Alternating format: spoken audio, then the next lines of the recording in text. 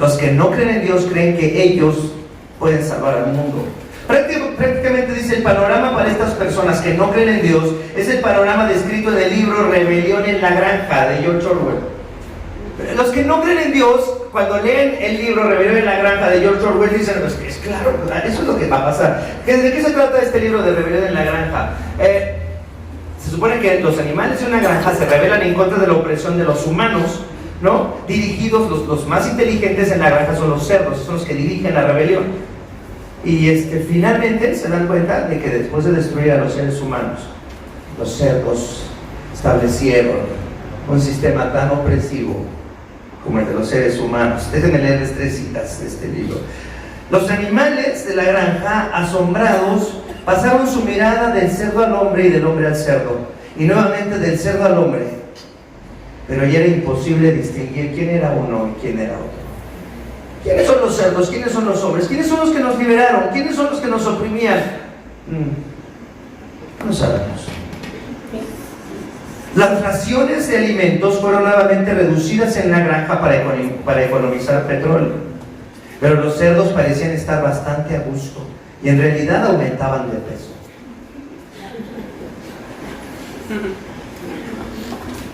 Eliminar tan solo al hombre y el producto de nuestro trabajo nos pertenecerá, gritaban los cerdos, dirigiendo a los animales de la granja. Los que no creen en Dios no pueden tener más esperanza que un cambio de gobierno, que un cambio de sistema económico. No pueden más que poner su esperanza en las cosas de este mundo para su salvación.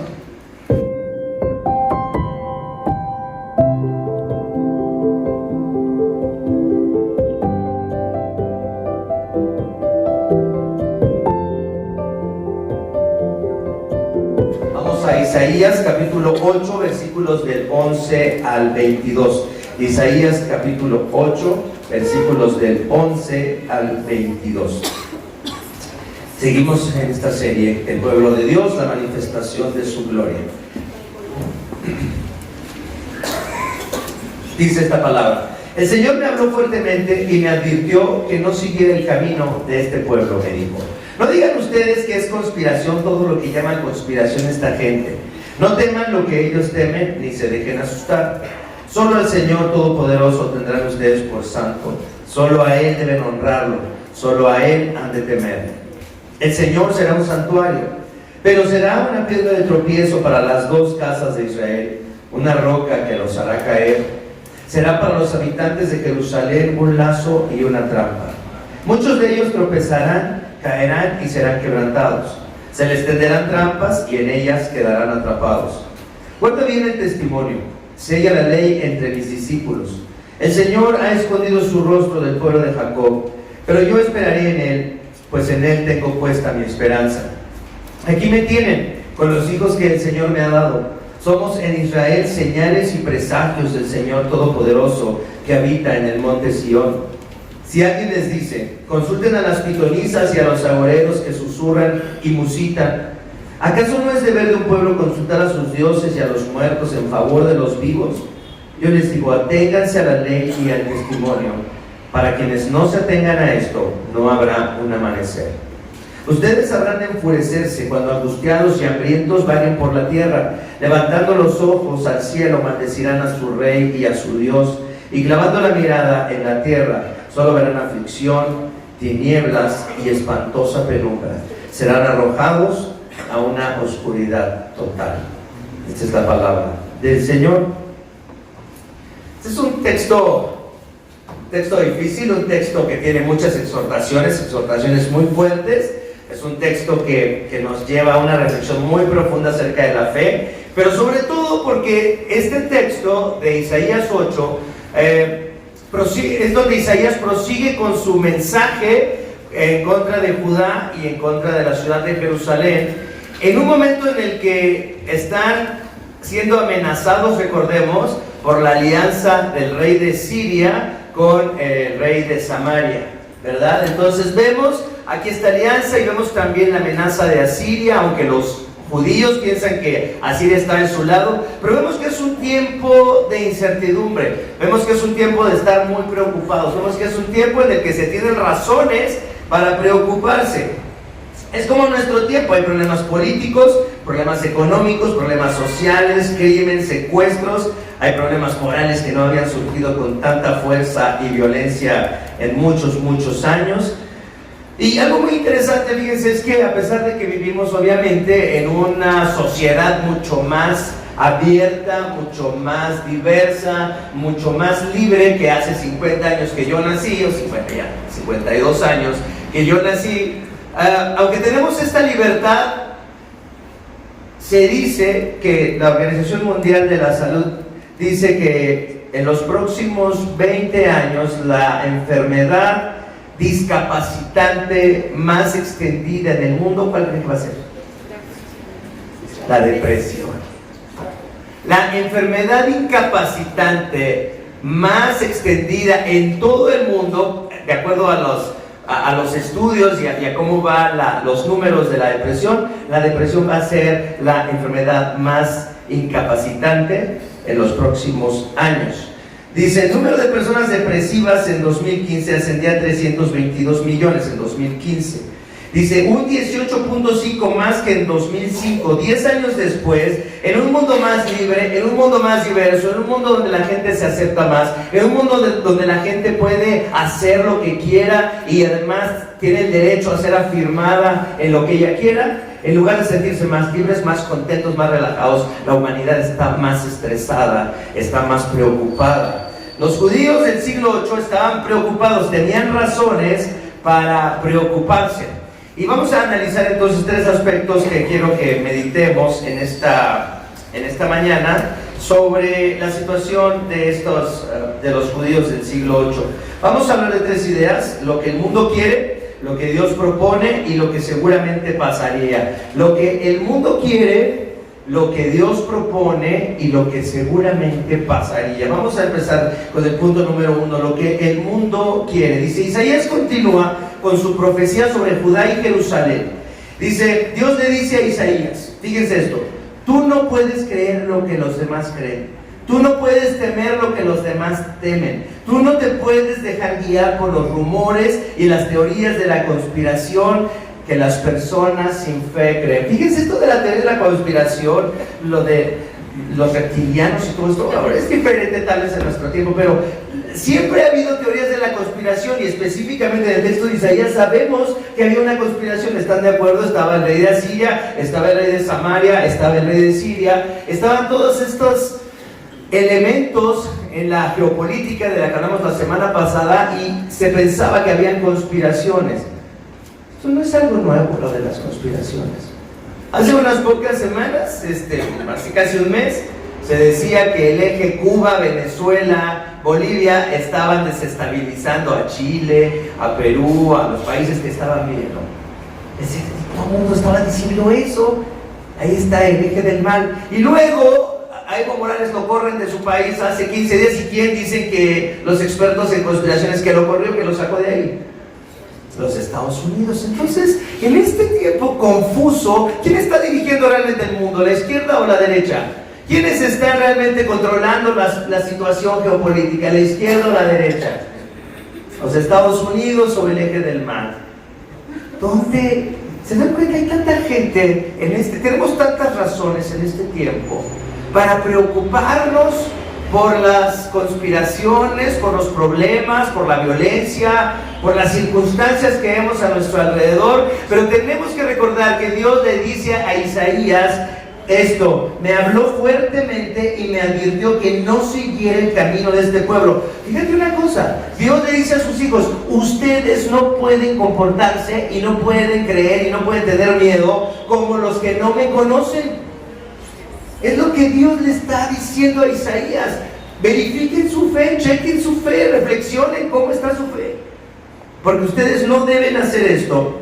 No digan ustedes que es conspiración, todo lo que llaman conspiración esta gente. No teman lo que ellos temen, ni se dejen asustar.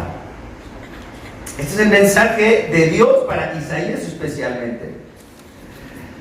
Dice, ¿quién está a cargo entonces del mundo en este momento? Podríamos ver a 3 tipos de personas.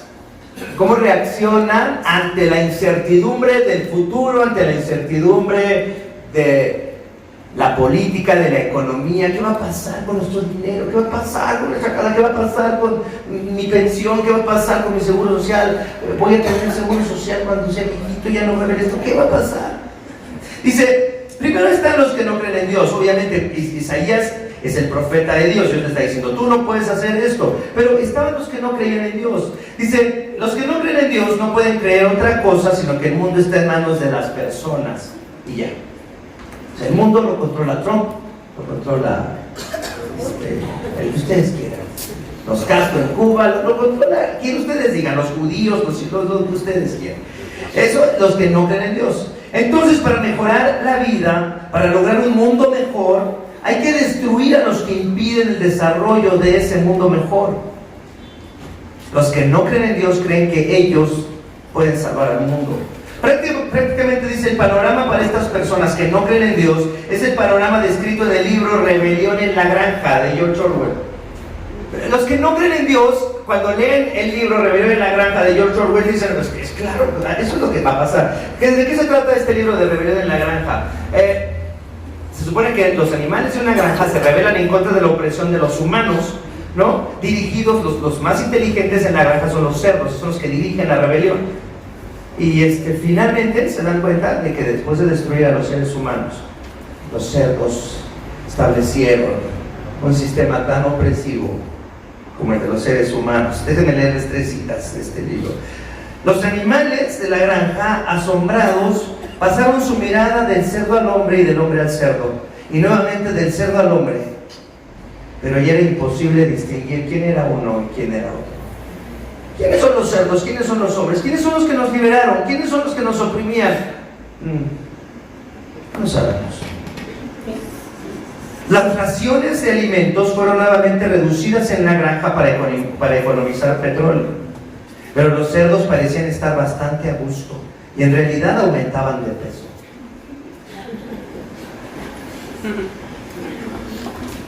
Eliminar tan solo al hombre y el producto de nuestro trabajo nos pertenecerá, gritaban los cerdos, dirigiendo a los animales de la granja. Los que no creen en Dios no pueden tener más esperanza que un cambio de gobierno, que un cambio de sistema económico. No pueden más que poner su esperanza en las cosas de este mundo para su salvación. ¿Cómo está tu fe? ¿Qué piensas tú? Dice, luego están los religiosos, es decir, los que dicen creer en Dios, pero solo hasta que sus intereses son amenazados. Creen en Dios mientras las cosas vayan como ellos quieren. Creen en Dios para ser mejores seres humanos, creen en Dios para que les eche una mano. Pero si lo que verdaderamente aman es amenazado, no dudarán en hacerse cargo de los problemas. Ellos pueden salvarse a sí mismos. Están los religiosos, los que no niegan a Dios, los que pueden hasta leer su Biblia y saber textos bíblicos, pero que finalmente cuando haya problemas ellos van a tomar la decisión en sus propias manos. Ellos son suficientemente inteligentes para saber qué hacer y cómo salvarse. No necesitan realmente a Dios. Dice Tim Keller, hablando de estas personas, Dios ve al cristiano ansioso y dice, yo dejé que mi hijo fuera destrozado en la cruz por ti, y tú tienes miedo de que no te dé lo que necesitas para vivir. Dios ve al cristiano ansioso y le dice, yo dejé que mi hijo fuera destrozado en la cruz por ti, y tú tienes miedo de que no te dé lo que necesitas para vivir. Pero está la tercera posición, y es la que está basada en la fuerte exhortación que recibió Isaías. No temas lo que ellos temen, no hagas caso a lo que los demás dicen que está pasando. Tú tienes que confiar en mi nombre. Tú tienes que confiar en mi nombre. Es la exhortación a los que Dios ha elegido para que le conozcan. Y fíjense, los llama a examinar sus corazones. Prácticamente es lo que tenemos que hacer, examinar nuestros corazones. Fíjense lo que dice en el versículo 13 Dios a Isaías. Dice, solo al Señor Todopoderoso tendrán ustedes por santo, solo a Él deben honrarlo, solo a Él han de temerlo. Dice, el religioso no busca la salvación en Dios, solo busca los beneficios que Dios puede darle. Cuando no resulta lo que él esperaba, le da la espalda a Dios y pone su confianza en algo creado. Esto es lo que está pasando con acá y con los judíos, ¿no? O sea, sí sabían que Dios estaba ahí, sabían que ellos estaban en Jerusalén, sabían que ellos estaban ahí, eran los guardas de ese templo, donde estaba el testimonio de Dios para todas las naciones. Pero ¿qué es lo que hacían? Cuando Dios no respondía como ellos querían, cuando Dios no dejaba que ellos hicieran lo que ellos quisieran, que adoraran a los dioses falsos, que consultaran a los adivinos, que consultaran a los muertos, que tuvieran su adivinación y todas sus prácticas ocultas, cuando Dios no permitía que ellos siguieran así, ¿qué hacían los que hicieron los judíos? Buscaron alianzas con otros. Dios le dice a Isaías, no temas entonces a estas conspiraciones, porque yo soy el santo, el perfecto, el que no tiene defectos, el único en el que puedes confiar. Yo te pregunto en esta mañana, si tú eres un cristiano, realmente en lo único que confías es en tu Salvador.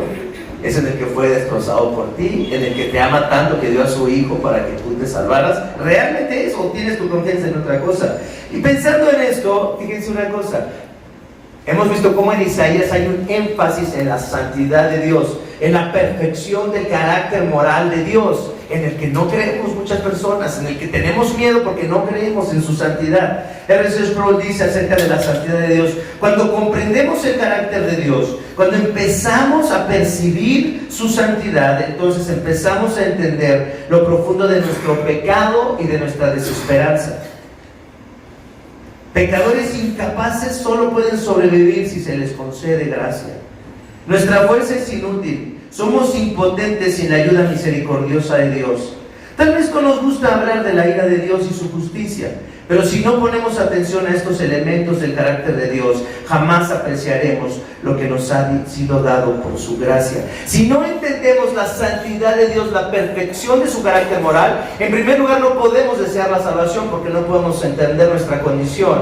Y tampoco podemos confiar en Dios cuando ya somos cristianos, porque realmente la santidad de Dios no la entendemos, no la conocemos, que no puede fallar. No puede fallar Dios, no puede haber contradicciones en Dios. Y eso no lo creemos. Por eso el título del sermón se llama La precuela de la salvación. Ahora que están de moda las precuelas y las secuelas en todas las series de películas. La precuela de la salvación. ¿Cuál es la precuela de la salvación? Que tenemos que ver nuestra condición de pecado, nuestra condición de terror, de estrés, de depresión, nuestra condición rota, para que realmente pongamos nuestra confianza en el Dios que es santo y hallemos nuestra salvación en Él. Pero la exhortación de hoy es para el pueblo de Dios, para los que dicen que creen en Dios. ¿Realmente creemos en Dios o realmente tenemos nuestro corazón en nuestro trabajo, en nuestra empresa, en nuestro dinero guardado, en el futuro, en los futuros del cerdo, como platicaba con unos amigos esta semana? No me da mucha risa cuando iba a hablar en la bolsa de valores de los futuros del cerdo, ¿no? ¿Qué futuro hay? ¿Hay futuro o no hay futuro? Tal vez no hay futuro. El mundo quiere encontrar la salvación en el mundo mismo. Acaz quería confiar en que Asiria vendría en su ayuda, pero entre más se centraba en las cosas y los poderes del mundo, más se enfrentaría a la decepción y a la derrota. Dice, entonces, ¿qué es lo que debemos de escuchar? Bueno, lo que Dios propone, aquí viene. Entonces, lo que el mundo quiere es que hay algo aquí que me salve. Yo puedo salvarme.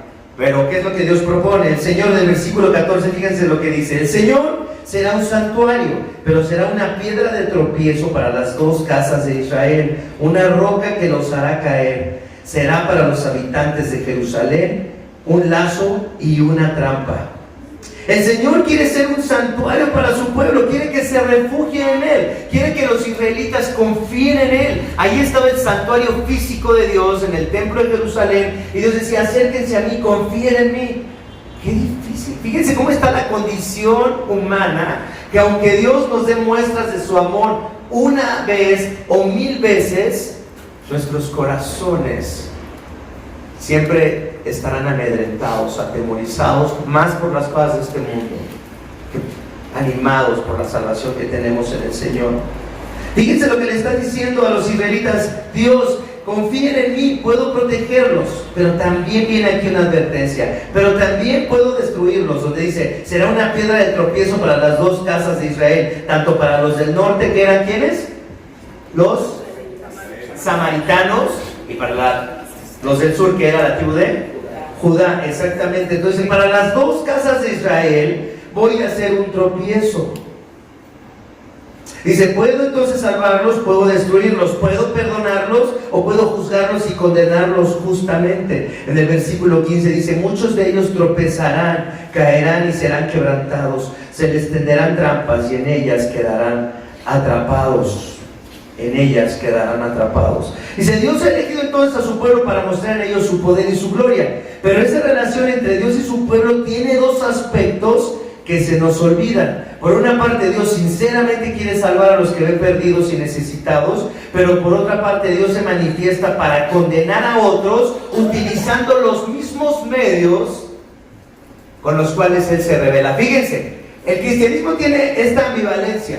Aquí hay un mensaje de salvación, hay una ley moral de Dios y hay un Salvador. Pero en esa ley moral de Dios o en ese Salvador unos pueden encontrar la salvación y arrepentirse de querer poner su confianza en algo de este mundo. O pueden ser otros, puede ser que al ver la ley de Dios y al conocer el amor de Dios por medio de Jesucristo, desprecien eso más y odien a Dios más. Más que los que no conocen a Dios. Más que los que no conocen a Dios.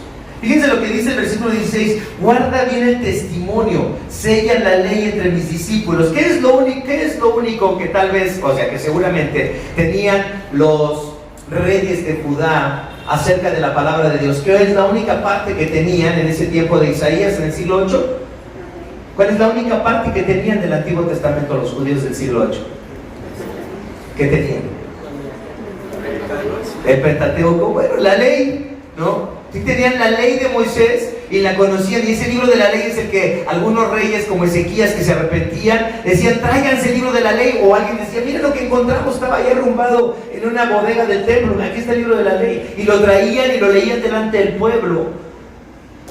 Solamente no había tantas copias del libro de la ley, había solamente ahí unos documentos del libro de la ley, y Dios le dice a Isaías, guarda bien el testimonio, sella la ley entre mis discípulos. Los israelitas, los judíos, conocían la ley de Dios, pero no la tomaban en cuenta. Habían recibido la revelación de Dios, pero la despreciaban. Lo dijimos la semana pasada, cada vez que tú y yo, con todo el conocimiento que tenemos de la palabra de Dios, con todo lo que conocemos acerca del Evangelio, de lo que Cristo ha hecho por su vida, por su muerte y por su resurrección, cada vez que nosotros, conociendo todo lo que conocemos, ponemos nuestra confianza en una cosa de este mundo, o buscamos para la satisfacción de nuestro corazón algo de este mundo, estamos haciendo lo mismo que hacían los israelitas del siglo XVIII, los judíos del siglo VIII, perdón. Estamos despreciando a Dios una vez y otra vez y muchas veces. El pecado en el pueblo de Dios es peor que el pecado entre los que no creen, porque el pueblo de Dios tiene su revelación. Esto es lo importante, esta es la reflexión, el desafío que Dios le está dando a Isaías cuando le dice, tú no temas lo que ellos temen, tú no te comportes como ellos, tú guarda mi ley, tú asegúrate que mis discípulos conozcan mi ley y aférrense a esa ley. Esto es exactamente lo mismo que Cristo manifiesta en sus confrontaciones con los fariseos. ¿Se acuerdan cuando Jesús discutía con los fariseos? Los fariseos eran expertos ¿en qué? En la ley. Eran expertos en la ley de Dios. Y eso es exactamente lo mismo que pasa. Está hablando primero Dios con Isaías en el siglo VIII y dice, por favor, guarda bien el testimonio, sella la ley entre mis discípulos. Y luego cuando Jesús en el Evangelio, vamos a Mateo capítulo 23, vamos a leer desde los versículos del 1 al 15, esta historia. No vamos a explicarla, pero está muy claro lo que está pasando ahí. Los fariseos eran los maestros de la ley, los expertos en la ley de Dios, y vean lo que hacían. Después de esto, Mateo 23, de los versículos 1 al 15. Dice, después de esto Jesús dijo a la gente y a sus discípulos, los maestros de la ley y los fariseos tienen la responsabilidad de interpretar ¿qué? a Moisés, la ley que Moisés nos ha dado. Así que ustedes deben obedecerlos y hacer todo lo que les digan. Pero no hagan lo que hacen ellos, porque no practican lo que predican. ¿Se dan cuenta del paralelismo? Tú, Isaías, no hagas lo que hacen las demás personas del pueblo. Tú no puedes hacer eso. Atan cargas pesadas estos fariseos y las ponen sobre la espalda de los demás, pero ellos mismos no están dispuestos a mover ni un dedo para levantarlas. Todo lo hacen para que la gente los vea. Usan filacterías grandes y adornan sus ropas con borlas vistosas. Se mueren por el lugar de honor en los banquetes y los primeros asientos en las sinagogas, y porque la gente los salude en las plazas y los llame ¿cómo? Rabí, maestro. Pero no permitan que a ustedes se les llame rabí, porque tienen un solo maestro y todos ustedes son hermanos. Y no llamen padre a nadie en la tierra, porque ustedes tienen un solo padre y él está en el cielo. Ni permitan que los llamen maestro, porque tienen un solo maestro. ¿Quién es? El Cristo. Dice, yo soy el maestro, dice Jesús. Yo soy el maestro. Pero qué fácil es poner la confianza y admirar a alguien y decirle maestro, padre, ¿no? El ser humano, ¿cómo tiene esa sed insaciable de poner su confianza en alguien? Cuando no éramos cristianos, muchos íbamos con el padre, ¿no? Porque si el padre venía a comer a la casa, no, el que tiene al padre en su casa comiendo es lo máximo, ¿no? Le va a ir bien, ¿no? Dice, el más importante entre ustedes será siervo de los demás, porque el que a sí mismo se enaltece será humillado, y el que se humilla será enaltecido. Hay de ustedes, maestros de la ley y fariseos hipócritas, le cierran el paso a los demás el reino de los cielos, y ni entran ustedes ni dejan entrar a los que intentan hacerlo. Hay de ustedes, maestros de la ley y fariseos hipócritas, recorren tierra y mar para ganar un solo adepto, o sea, para convertir a alguien, y cuando lo han logrado lo hacen 2 veces más merecedor del infierno que ustedes. La fe cristiana, fíjense, tiene 2 objetivos: que podamos desear la salvación que hay en Cristo, o que la misma revelación del Hijo de Dios nos lleve a odiar a Dios más profundamente. Isaías dice en el versículo 17, siguiendo con esto, el Señor ha escondido su rostro del pueblo de Jacob, pero yo esperaré en él, dice Isaías, pues en él tengo puesta mi esperanza. Aquí me tienen con los hijos que el Señor me ha dado. Somos en Israel señales y presagios del Señor Todopoderoso que habita en el monte de Sión. Prácticamente lo que Isaías está diciendo, vean, yo sí acepto confiar en el Señor. Es más, confío tanto en el Señor que aquí estoy yo con mis hijos, y la verdad es que somos la burla de todo el mundo. La verdad es que todo el mundo se burla de nosotros. ¿Se acuerdan de lo que le dijo Dios a Isaías? Te voy a mandar, quiero que me ayudes, pero ¿quién va a escuchar el mensaje de Isaías? ¿Quién va a poner atención a él? ¿Quién va a apreciar su ministerio?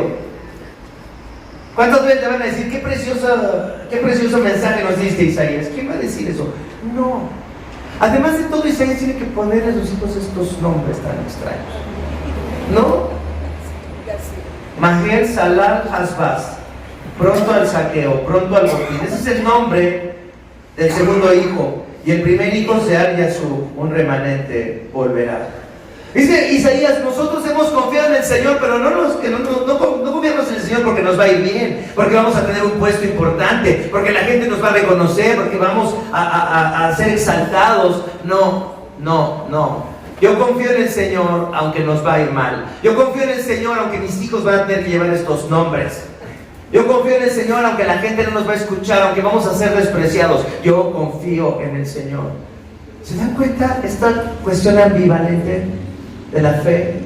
La salvación está en el Señor, pero la salvación incluye que el mundo diga eres un fracaso, que el mundo diga no deberías de confiar en eso, deberías de unirte a nosotros. Confía en la sabiduría que tenemos para discernir los tiempos y para discernir los grandes planes y los planes secretos del mundo. ¿En qué vas a poner tu confianza? Dice, es lo mismo con la fe en Cristo. Dice, Dios nos pone en medio de circunstancias adversas y en medio de una sociedad que está en contra de lo que creemos, para que seamos un testimonio, para que demos testimonio de Él. Pero fíjense, no nos pone para que ganemos. ¿Quieren que repita eso? Dios nos pone para que seamos una señal, Dios nos pone para que nos salvemos, pero no nos pone en este mundo para que ganemos. No nos pone para dominar la sociedad, No vamos a establecer una sociedad cristiana con un gobierno cristiano. Ese no es el plan de Dios. Cuando la iglesia y los cristianos han dominado a una sociedad, siempre han hecho cosas horribles, horribles, horribles. Eso no va a pasar. Si pensamos bien, los profetas a los que mataron los de la tribu de Judá ganaron. ¿Y cómo sabemos que en Judá y en Jerusalén se mataron muchos profetas? No es lo que dice ahí mismo en Mateo 23, pero ahora en el verso 37, Jesús, cuando iba entrando a Jerusalén, y dice, Jerusalén, Jerusalén, fíjate, este es un mensaje 8 siglos después del mensaje de Isaías, y dice, Jerusalén, Jerusalén, que matas a los profetas y apedreas a los que se te envían. ¿Cuántas veces quise reunir a tus hijos como reúne la gallina a sus pollitos debajo de sus alas? Pero no quisiste. Muchos profetas murieron en Jerusalén predicando, murieron dando el mensaje del Señor. Dice, los profetas hallaron la salvación porque conocieron a Dios, pero lo perdieron todo, o al menos la pasaron muy mal. De acuerdo al mundo no triunfaron, más bien solo fueron una señal para mostrar la maldad del mundo y su justa condenación. La salvación que Dios trajo a su pueblo en Jerusalén fue finalmente un lazo y una trampa en la que muchos en Jerusalén y en Samaria cayeron. Hoy pasa lo mismo con nosotros. Conocemos la salvación y la bondad de Dios, pero ¿es posible que rechacemos la forma en la que Dios quiere salvarnos y busquemos una salvación más a tono con nuestros deseos? La pregunta que quiero hacerte esta mañana es, ¿te satisface la salvación? ¿Cómo Dios te ha salvado? Fíjate, ¿te satisface la forma en la que Dios ha decidido salvarte? Estábamos hablando hace como un mes, un grupo de pastores, dos pastores más y yo, con una persona homosexual, y decía, es que no puedo creer que Dios me haya salvado si yo tengo este problema de la homosexualidad. Yo sé que Dios odia mi homosexualidad, pero con eso voy a vivir toda la vida. Sí, tiene toda la razón. Dios ha decidido que él viva con ese problema toda la vida. ¿Es Dios justo o injusto? Dios debería salvarlo de otra manera a este muchacho. Pero tú y yo tenemos otros problemas tal vez, y Dios ha decidido salvarte en medio de un matrimonio que no te hace feliz. ¿Estás lista para vivir o listo para vivir un matrimonio difícil toda tu vida? ¿Insatisfactorio toda tu vida? ¿Estás listo para hacer eso? ¿Estás listo para decir, Dios, sálvame aunque el matrimonio no sea el gran matrimonio? Dios, sálvame aunque estos sueños y estas cosas que quiero lograr no las voy a lograr. Dios, sálvame aunque mis hijos no sean lo que yo quiero. Dios, sálvame aunque mis padres no sean lo que yo quiero. Dios, sálvame aunque tenga que vivir en la Ciudad de México toda mi vida. Nunca voy a poder construir mi casa en Playa del Carmen y en vivir a Xcaret. No voy a poder. ¿Te satisface esa salvación aunque no tengas la casa en Xcaret? ¿Te satisface esa salvación aunque Dios diga vas a quedarte soltera o soltero toda tu vida? ¿Te satisface esa salvación aunque Dios te dé una pareja que no te gusta, o que no te la dé, o que no te dé los medios que tú quieres tener, o que te dé una enfermedad que te va a seguir toda la vida? ¿Te satisface esa salvación? Vas a estar enfermo toda la vida. Vas a estar enfermo los próximos 25 años de tu vida. No vas a mejorar, no vas a tener menos dolor, vas a tener más. ¿Te satisface esa salvación? ¿Te gusta? ¿O no? ¿Les gusta la forma en la que Dios les ha salvado a ustedes? ¿Les satisface? ¿Los llenan? Es la pregunta que tú tienes que hacerle a tu corazón en esta mañana. ¿Realmente me satisface tu salvación, Dios? ¿O realmente no me satisface tu salvación?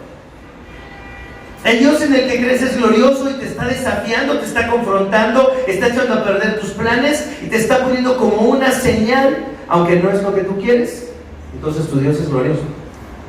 Si Dios te está haciendo, te está llevando por un camino que tú no habías planeado, que tú no querías, y está haciendo tú una señal de lo que Dios puede hacer, entonces tu Dios es glorioso, tiene peso, Él te lleva a ti, te maneja a ti. O tu Dios es un Dios que tú lo llevas a donde tú quieres, tú lo manejas a Él, y no Él a ti. A tu Dios entonces le falta gloria. ¿Estás respondiendo a la propuesta de Dios de que dejes que Él te salve como Él quiere? ¿O sigues esperanzado en salvarte a ti mismo, a tu manera, a tu tiempo y a tu modo? ¿Cómo está? Entonces tenemos, ¿qué es lo que el mundo quiere? Salvarse a sí mismo. ¿Qué es lo que Dios propone? Que te dejes que Él te salve como Él quiere y como en las circunstancias que Él quiera. Lo que seguramente pasaría, vamos entonces al versículo 19, lo que seguramente pasaría. Si alguien les dice, consulten a las pitonisas y a los agoreros que susurran y musitan, ¿acaso no es deber de un pueblo consultar a sus dioses y a los muertos en favor de los vivos? Isaías les dice entonces a los israelitas, a ver, entonces pues, si no van a confiar en Dios, si no van a atenerse a su ley, a lo que ya está escrito, a lo que Dios ha revelado, pues entonces, ¿saben qué? Consulten a las pitonisas, consulten a los adivinos, hagan lo que hacen todos los pueblos del mundo, ¿no? Dice, si Dios no interviene y da una señal maravillosa, incómoda y poderosa, entonces la respuesta natural de la gente a los problemas de la vida, a los tiempos difíciles, a la enfermedad y a la carencia, será consultar a los muertos, orar a los dioses que no hablan y que no escuchan. Esto es lo que hacen los hindús, esto es lo que hacían los egipcios en el tiempo de los israelitas, es lo que hacían los prehispánicos antes de que llegaran los españoles, y es lo que hacen ahora los adoradores de la Santa Muerte, de la Virgen, del San Judas, es lo que hacen los líderes de opinión. Ahora no tenemos adivinos, ¿no? Pero si lo dice San Joaquín López Dóriga, si lo dice Santa Carmen, ¿no? Entonces lo que dice eso es la verdad, ¿no? Eso es lo que ellos nos dicen, eso es la verdad. ¿Cuántos millones de personas se la pasan oyendo a sus pitonizos favoritos? ¿No? Para saber qué es lo que va a pasar. Tenemos que estar bien enterados, porque si no estamos bien enterados, estamos perdidos. Si un cristiano no piensa eso, si un cristiano piensa así, está bien, pero que un cristiano piense eso, que necesita oír a, no sé, a Julio Astillero, no sé, a alguien, para saber bien lo que está pasando. Es lo que hacen los JP Morgan y otras calificadoras. ¿Quién miente y quién tiene la verdad?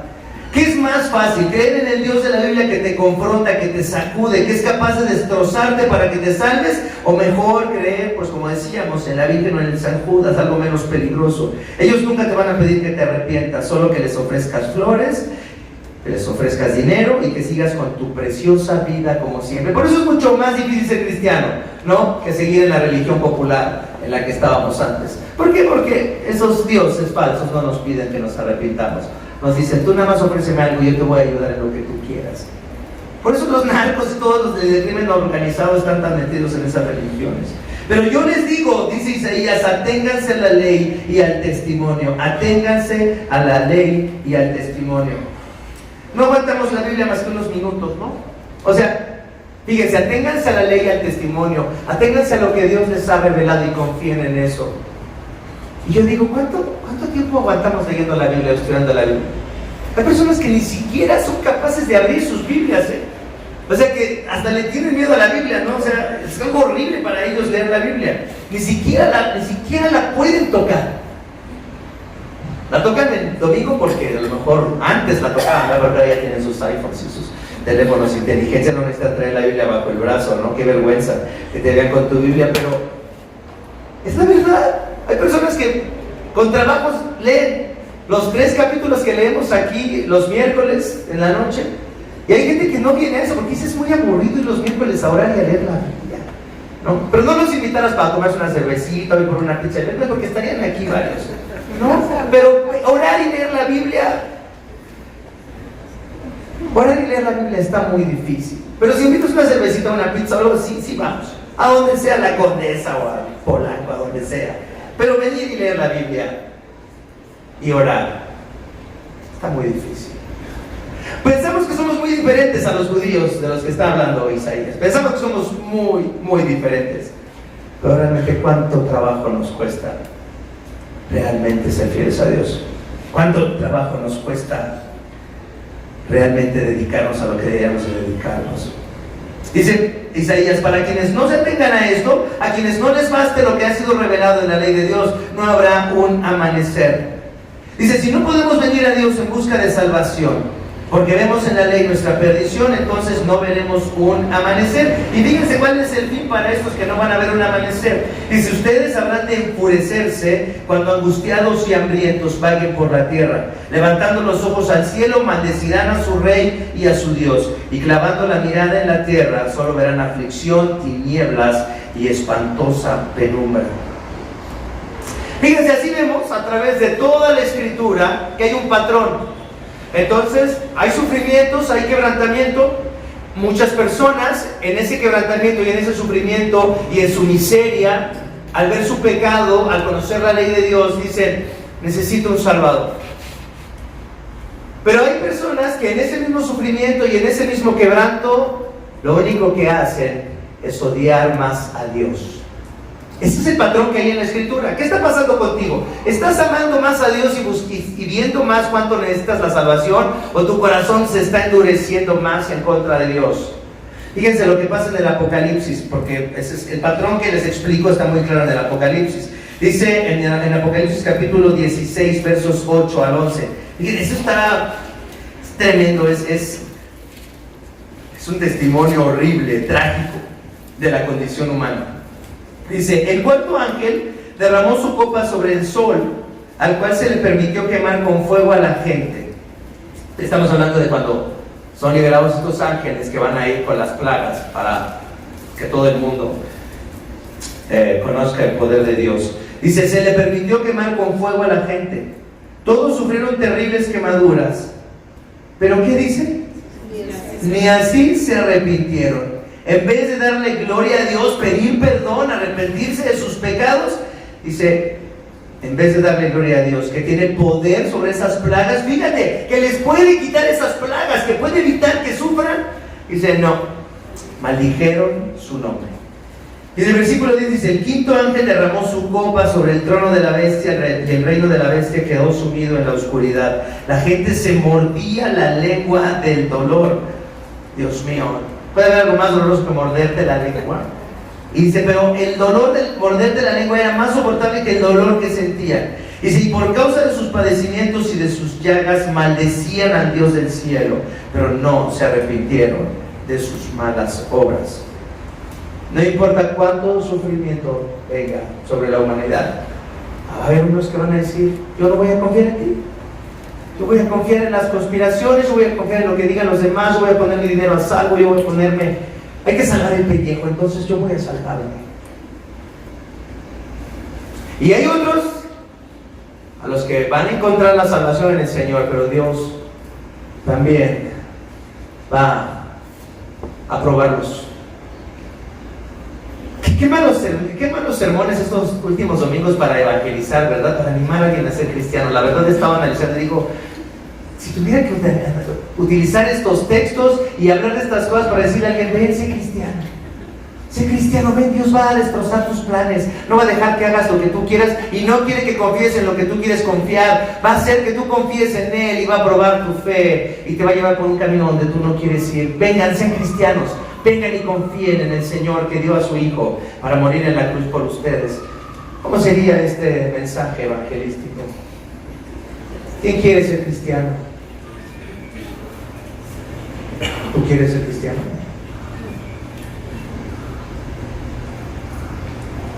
Sinceramente, si Dios no interviniera, entonces si solo nos dejara su ley, lo que seguramente pasaría es que casi nadie se salvaría. Pero Él ha determinado la señal de la que hablamos la semana pasada y de la que van a hablar el domingo que viene. ¿La señal de quién? La señal de Manuel. Fíjense una cosa, en medio de esta desesperanza, en medio de la exposición de Dios, para que veamos la falta de fe que tenemos, para que veamos el corazón endurecido que tenemos y que lo que menos queremos es confiar en Él, en medio de esta descripción de la condición humana, hay una promesa de la señal de Emanuel. Dice: Él ha determinado la señal de Emanuel, la señal por la cual sabemos que Él mismo vendrá a salvarnos, porque nosotros no podemos salvarnos. La señal en la que Dios nos mostrará su buena voluntad a pesar de nuestra falta de fe y la dureza de nuestro corazón. Dice este pasaje de Apocalipsis que maldecían a Dios. ¿Sabes una cosa? Cristo fue maldecido, Cristo fue maldito por ti y por mí. Tuvimos que maldecir a Dios en la cruz del Calvario y era necesario que fuera maldecido Cristo en la cruz del Calvario para que tú y yo no seamos maldecidos, para que tú y yo seamos rescatados, para que tú y yo seamos salvados. Y se fue puesto en un madero, pero en lugar de darnos aflicción, tinieblas y espantosa penumbra, como se les dice a los que no van a creer allá en el siglo 8 en Judá. En lugar de darnos esas tinieblas, esa espantosa penumbra, nos ha dado la luz que necesitábamos. Aquella luz verdadera que alumbra a todo mundo, venía a este mundo. En Él estaba la vida, y la vida era ¿qué? La luz de los hombres. ¿Quién venía a este mundo? Jesús. ¿Qué es lo que dice Dios esta mañana? ¿Cuál es la propuesta del cristianismo? ¿Qué es lo que pasaría si Dios no interviniera y diera a Jesús? Pues ¿quiénes se salvarían? ¿Quién sabe? A lo mejor Isaías y sus hijos con hombres raros. Pero ahora la salvación es dada porque Dios dice: yo vengo a salvarte. Puedes confiar en mí. Vengo yo mismo a hacer lo que tú no puedes hacer.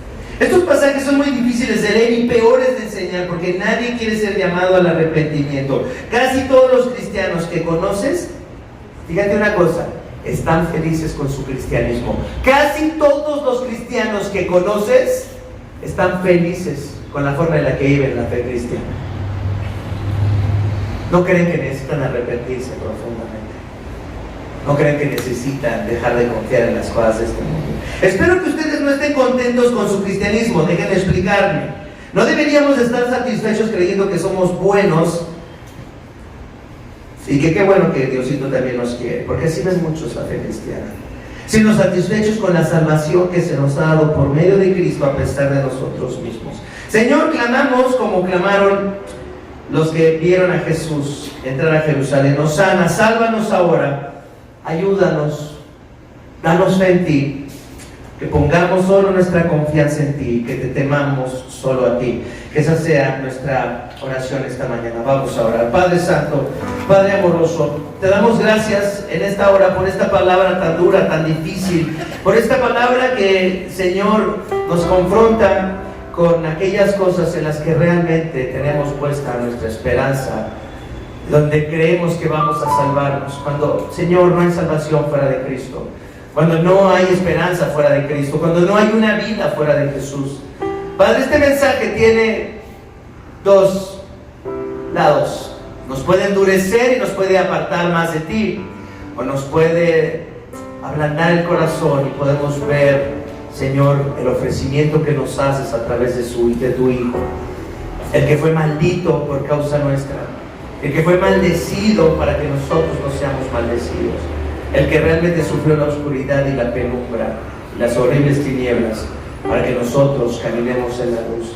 Padre, ayúdanos a comprender cuánto necesitamos esta salvación y la preciosa promesa que tenemos en Emmanuel, que Dios está con nosotros a pesar de ser así como somos. Padre, gracias por darnos esta salvación. Nos alegramos que nos ames así, pero ayúdanos a examinar nuestros corazones. No queremos vivir una vida cristiana superficial, no queremos conformarnos o ser religiosos. Queremos que tú nos cambies, que nos transformes. Queremos que tú hagas algo maravilloso en medio de nosotros. Padre, te lo pedimos, te lo agradecemos, Señor, todo en el nombre precioso de Jesús, tu Hijo. Amén.